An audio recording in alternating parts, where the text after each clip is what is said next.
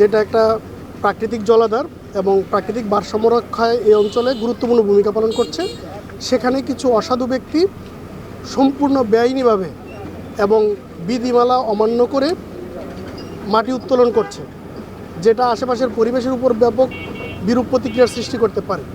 পরবর্তীতে আমরা সরেজমিনে সেখানে গেলে যারা দোষী তারা পালিয়ে যায়।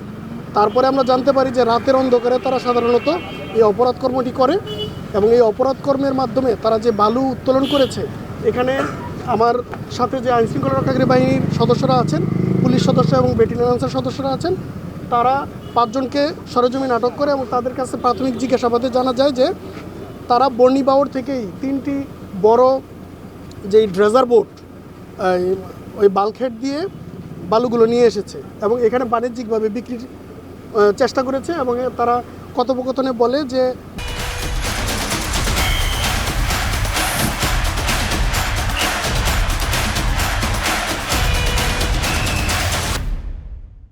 জনৈক শাহিন এবং তার সাথে একজন মানবাধিকার কর্মী পরিচয় দিয়েছে যে ভদ্রলোক আব্বাস, তারা সম্মিলিতভাবে ওইখানে অবৈধভাবে বালুটি এক্সট্রাক্ট করে। যেহেতু বালুমহাল ও মাটি ব্যবস্থাপনা আইন 2010, যেটি আংশিকভাবে 2023 সালে সংশোধিত হয়েছে এবং 2025 সালে সেই আইনের বিধিমালা হয়েছে, সেই আইনের 5, 4 এবং 5 ধারা অনুযায়ী এই ধরনের কর্মকাণ্ড দণ্ডনীয় অপরাধ।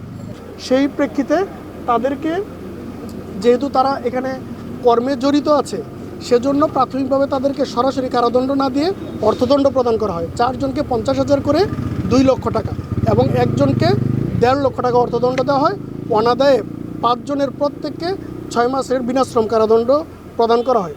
যেহেতু তারা জরিমানার অর্থ পরিশোধ করেনি, সেজন্য তাদেরকে জেল হাজতে প্রেরণ করার জন্য গ্রেফতার করা হয়েছে।